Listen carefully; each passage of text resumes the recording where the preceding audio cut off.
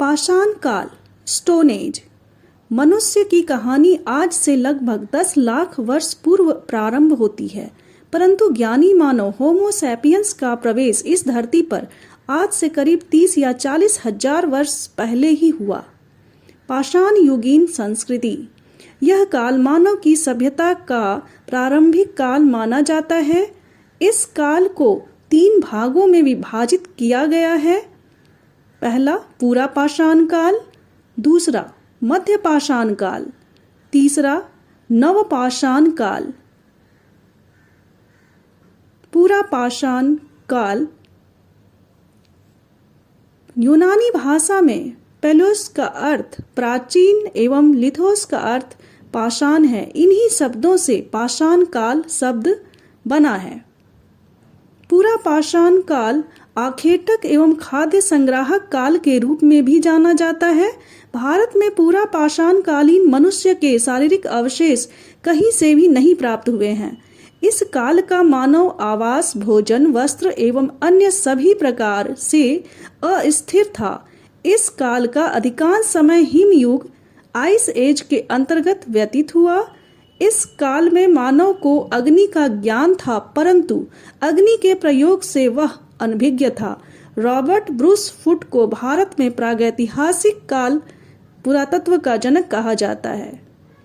पूरा पाषाण काल को 3 भागों में विभक्त किया गया है। निम्न पूरा पाषाण काल 25 लाख ईसा पूर्व से 1 लाख ईसा पूर्व तक। मध्य पूरा पाषाण काल 1 लाख ईसा पूर्व से 40,000 ईसा पूर्व तक। उच्च पूरा पाषाण काल 40,000 ईसा पूर्व से 1,000 ईसा पूर्व तक। भारत में पूरा पाषाण से संबंधित पुरातात्विक खोज का श्रेय रॉबर्ट ब्रूस फुट को दिया जाता है। रॉबर्ट ब्रूस फुट ने मद्रास के निकट पल्लवरम नामक पूरा स्थल से 30 मई 1863 ईस्वी को हस्त कुठार हैंड एक्स खोज निकाला था। निम्न पूरा पाषाण काल। इस काल की संस्कृति के 2 प्रमुख केंद्र थे। उत्तर पश्चिम पाकिस्तान में सोहन नदी के किनारे या चॉपर चॉपिंग पेबुल संस्कृति। दूसरा दक्षिण भारत की मद्रासियन संस्कृति या हस्त कुठार संस्कृति, हैंड एक्स कल्चर। इस काल की संस्कृति के अवशेष नर्मदा घाटी, सोहन घाटी, महाराष्ट्र की प्रवरा नदी, बेलन घाटी, चंबल नदी घाटी में पुरातात्विक बस्तियां प्राप्त हुई हैं। रायसीन मध्य प्रदेश के भीमबेटका से इस काल की अनेक कलाकृतियां, पर्वत, गुफाएं एवं शैलाश्रय प्राप्त हुई हैं। संभवतः इस समय के मनुष्य निग्रेटो जाति के थे। दूसरा मध्य पूरा पाषाण काल। प्रसिद्ध पुरातत्ववेत्ता HD सांकलिया ने मध्य पूरा पाषाण काल को फलक संस्कृति, फ्लैग कल्चर का नाम दिया है। मध्य पूरा पाषाण काल में हथियार एवं उपकरण क्वार्टजाइट पत्थरों की जगह जैस्पर एवं चर्ट पत्थरों से सुंदर, उपयोगी एवं चमकीले बनाए जाते थे।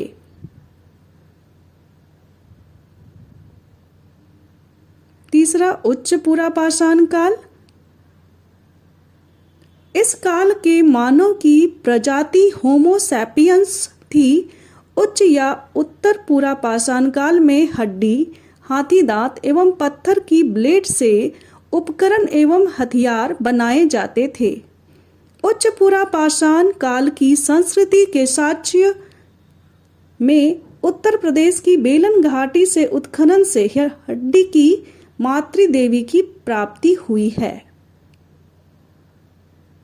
मध्य पाषाण काल।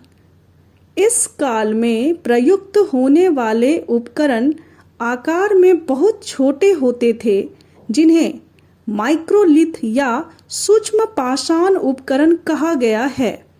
मध्य पाषाण काल में असम, मेघालय, पहाड़ी क्षेत्र में इस काल के साक्ष्य मिले हैं। पशुपालन मध्य पाषाण युग से ही आरंभ हुआ था। मध्य पाषाण कालीन मानव अस्थि पंजर के कुछ अवशेष प्रतापगढ़ उत्तर प्रदेश के सरायनाहर तथा महदहा नामक स्थान से प्राप्त हुए हैं। इस काल के हथियार बेदनी, खुरचनी, हाथ की कुल्हाड़ी प्रचलित थे। मध्य पाषाण काल में स्थायी निवास, कृषि, पशुपालन, शव दफनाने की कला विकसित हो चुकी थी। बागौर में पशुपालन के प्राचीनतम साक्ष्य प्राप्त हुए हैं।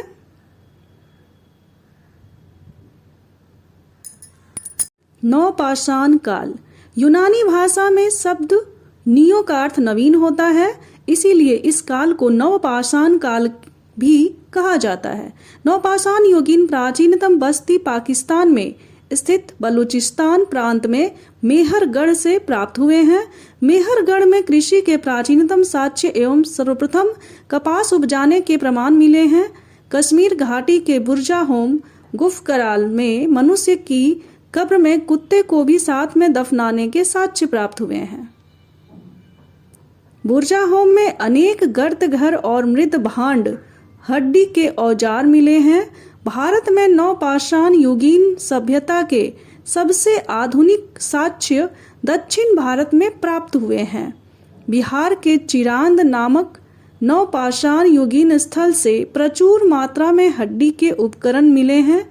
यह उपकरण अधिकांशतः हिरण के सींगों से निर्मित हैं।